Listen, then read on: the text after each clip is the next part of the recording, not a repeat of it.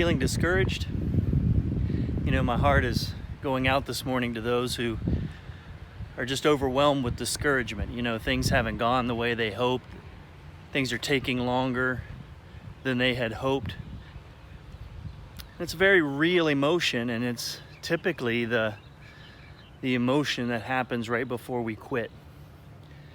But when we understand that discouragement oftentimes comes from us trying to do things in our own power, or us having our plans in place instead of seeking God and what He would have us to do, and when we understand that discouragement is actually an attack from the adversary, because if you break it down, discouragement, the prefix dis means loss of.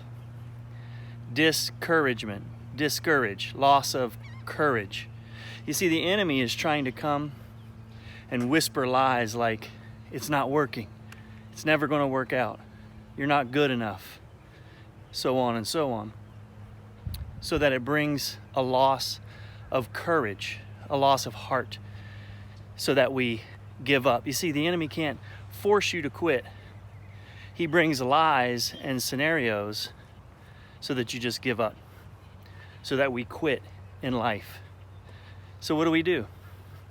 First of all, we have to recognize when we're discouraged. And we have to ask ourselves some hard questions. Am I relying on my own strength, my own abilities? Have I launched out into something that God never told me to do?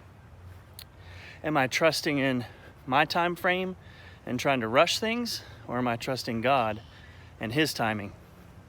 And then we need to shift our focus away from the problem and back to God, back to our source of courage, our source of strength.